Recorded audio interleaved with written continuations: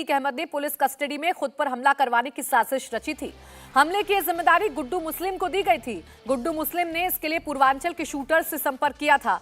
Atiq custody में खुद पर हमला करवाकर अपनी सुरक्षा बढ़वाना चाहता था ताकि सिक्योरिटी बढ़ जाए और एनकाउंटर ना हो। साबरमती जेल से आने के रास्ते या फिर प्रयागराज पे हमले की साजिश थी। हमला ऐसे करने का प्लान था कि अतीक को नुकसान ना हो। अतीक के आसपास फायरिंग या फिर बम फेंकने की प्लानिंग की गई थी। तो ये बड़ा खुलासा अतीक मामले में हुआ है। दरअसल अतीक पुलिस कस्टडी में खुद पर हमला करवाना चाहता था। बाकायदा गुड्डू मुस्लिम के साथ मिलकर ये साजिश रची गई थी और गुड्डू मुस्लिम ने पूर्वांचल के कुछ शूटर्स के साथ मिलकर ये प्लानिंग की थी। दरअसल हमला ऐसे किया जाना था जिससे अतीक को कोई नुकसान ना पहुंचे। अतीक के आसपास बमबाजी करने की साजिश रची जा रही थी और इससे अतीक ज्यादा सिक्योरिटी पाना चाहता था। चूंकि अतीक अहमद को लगातार अपने एनकाउंटर का डर सता रहा था, इसीलिए वो अपनी सिक्योरिटी में और भी ज्यादा इजाफा करवाना चाहता था और इसीलिए ये बड़ी साजिश रची गई। और हमारे साथ हमारे सहयोगी शोएब रजा इस वक्त जुड़ गए हैं। शोएब, ये सबसे बड़ा खुलासा है क्योंकि वो अतीक जो लगातार अपने आप को डरा हुआ बता रहा था, अपने एनकाउंटर का डर उसको सता रहा था, वो खुद अपने ऊपर हमले की साजिश रच रहा था। अभी तक क्या जानकारी मिल पाई है इस बारे में?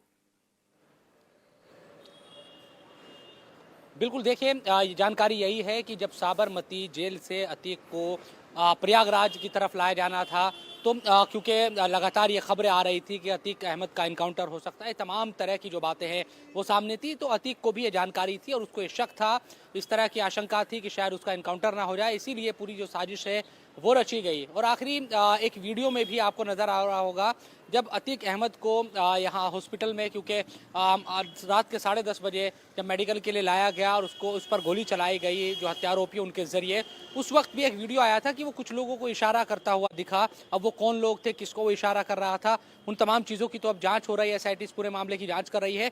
लेकिन जो खुलासा हुआ है कि अतीक अहमद ने इस तरह से साजिश रची थी कि जब साबरमती जेल से उसको यहाँ पर लाया जाए तो कम से कम इस तरह से एक हमला योजनाबद्ध तरीके से उस पर हो जो नाकाम रहे और ताकि उसकी जो सुरक्षा है, जो सिक्योरिटी है, उसको बढ़ाया जा सके। और उसकी जिम्मेदारी बाकायदा जो खबरें हैं वो ये सामने आ रहे हैं कि गुड्डू मुस्लिम और दूसरे जो लोग हैं जो गैंग के एक तरीके से बहुत करीबी थे अतीक अहमद के, और तमाम जो चीज़ें हैं वो कहीं ना कहीं उनको भरोसे में लेकर की जाती थी, तो इसीलिए उनको ये जिम्मेदारी दी गई थी। लेकिन सिक्योरिटी, चूंकि आपको पता है कि सिक्योरिटी बहुत ज़्यादा थी, मीडिया कर्मी भी लगातार हम देख रहे हैं कि कवरेज कर रहे थे साबरमती जेल से लेकर प्रयागराज तक, और चाहे लाना हो पुलिस के ज़रिए या फिर वापस जाना हो साबरमती जेल, तो इन तमाम चीज़ों के वजह से जो हमला है जिसके लिए कोशिश की गई थी अतीक अहमद के ज़रिए वो नहीं हो पाया। इस तरह की जो खबरें हैं वो सामने आई है। हालांकि इस सिलसिले में भी लगातार जो जांच है वो अब चल रही है, लेकिन ये खुलासा हुआ है। इससे एक अंदाज़ा ये लगाया जा सकता है कि जो अतीक अहमद की अगर बात की जाए तो वो हर तरह से इस कोशिश में लगा था कि किसी भी तरह से उसकी शोएब, अब ऐसे में सवाल ये भी खड़ा होता है, जैसा आपने उस वीडियो का जिक्र किया कि जब वो कॉल्विन अस्पताल लाया गया था तो इशारा करता हुआ नजर आया था। किसको इशारा किया, हालांकि ये तो जांच में पता चल जाएगा। लेकिन सवाल ये है कि जब इतनी टाइट सिक्योरिटी के बीच में अतीक था, उसके बावजूद वो कैसे संपर्क कर पा रहा था अपने गैंग से, कैसे साजिश रच पा रहा था और कैसे वो ये कोशिश कर रहा था कि अपनी जो पूरी सिक्योरिटी है उसको बढ़वा लिया जाए? देखिए, नैनी जेल हो, जो प्रयागराज की नैनी जेल है, या फिर साबरमती जेल की बात की जाए, इस तरह के चैट, इस तरह के जो फ़ोन कॉल्स है वो अब सामने आ चुके हैं। हमने एक चैट भी दिखाई थी कुछ दिनों पहले साबरमती जेल से जो भेजी गई थी।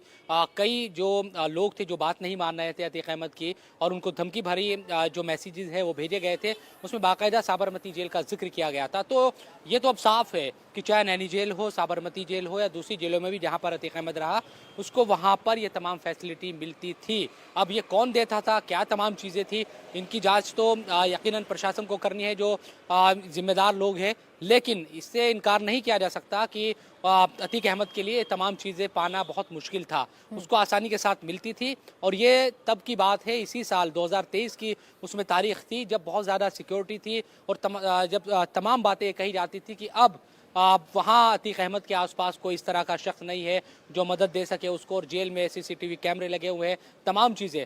तो इस तरह की जो बातें हैं यकीनन वो सामने आती रही है वक्त वक्त पर, और बाकायदा सबूत के साथ कि मैसेजेस जेल से किए जाते थे, तमाम चीज़ें। तो अपने लिए साजिश रचना या अपने गुर्गों से संपर्क करना वो बहुत बड़ी बात अतीक अहमद के लिए नहीं थी। कुल मिलाकर यही कहा जा सकता है कि अब चूंकि ये खुलासा हुआ है तो इन तमाम चीज़ों में भी कहीं ना कहीं और भी चीज़ें सामने आएगी जैसे जैसे जांच आगे बढ़ रही है। एक पहलू ये है कि जो अतीक अहमद की हत्या हुई, बिल्कुल शोएब, देखिए लगातार चौंकाने वाले और बड़े खुलासे इस पूरे मामले में हो रहे हैं। अब सवाल ये है कि अतीक और अशरफ की हत्या किसने की है, इसी दिशा में जांच आगे बढ़ रही है।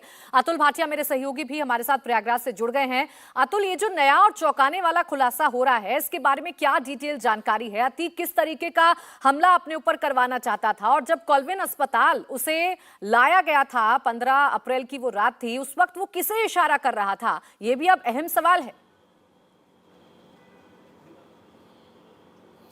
बिल्कुल प्राची, देखिए कहीं ना कहीं अतीक को इस बात का अंदेशा था कि उसकी हत्या हो सकती है। दुश्मन भी अतीक के बहुत थे, अशरफ के भी बहुत दुश्मन थे, और वो ये चाहता था कि अगर उसके ऊपर कोई फेक हमला होता है तो इससे उसकी सुरक्षा बढ़ेगी, और मीडिया जिस तरीके से उसके साथ चल रहा था, तो अगर उसके ऊपर कोई भी हमला होता है तो पुलिस उसका एनकाउंटर नहीं कर पाएगी। इससे पहले 2002 में भी उसने अपने ऊपर हमला करवाया था जिसमें उसके मामूली चोटें लगी थी, लेकिन वो यही चाहता था कि जब भी उसके ऊपर हमला हो तो गुड्डू जो मुस्लिम है उसको इसके लिए उसने कहा था। और झांसी के अंदर यह हमला होने वाला था जब वो साबरमती जेल से निकला था, जब उसको कोर्ट लेकर आया जा रहा था, तो तभी ये पूरे हमले की पूरी साजिश जो है वो रची गई थी। आपको याद होगा गुड्डू मुस्लिम की लोकेशन जो है वो भी एसटीएफ को झांसी की मिली थी, और जो एनकाउंटर हुआ था असद का वो भी झांसी के अंदर हुआ था। तो पूरी एक प्लानिंग की गई थी, और ये पूरी प्लानिंग इसलिए थी कि किसी भी तरीके से पुलिस गलत तरीके से जो अतीक है और अशरफ है उसका एनकाउंटर ना कर सके,